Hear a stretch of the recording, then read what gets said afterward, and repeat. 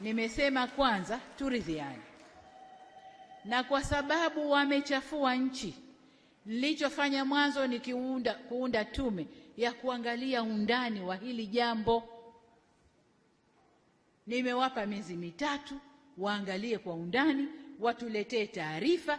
Yaliyojiri ni haya, tofauti ziko hapa, hapa palitokea si haki, hapa palikuwa na haki. Tukisha kuyajua hayo, tunakaa sasa, haya tulioletewa ni haya, njoni kamati ya maridhiano, piteni sasa, tofauti ni hizi, matatizo ni haya, piteni sasa kwa makundi mbali, wakwambieni haya tunakwenda nayo vipi.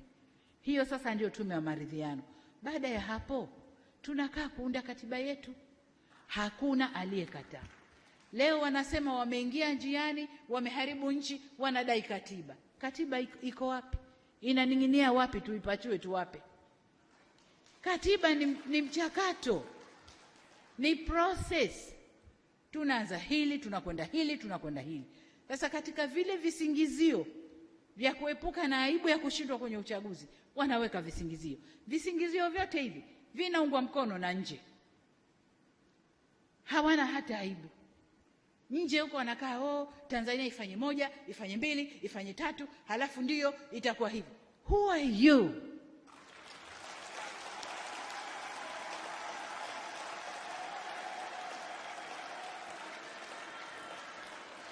Niwaulize ndugu zangu, niwaulize, kwao hayatokei? Kwao hayatokei?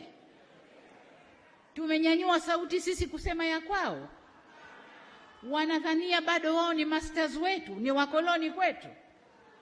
Kitu gani? Ni fedha chache wanayotugaia,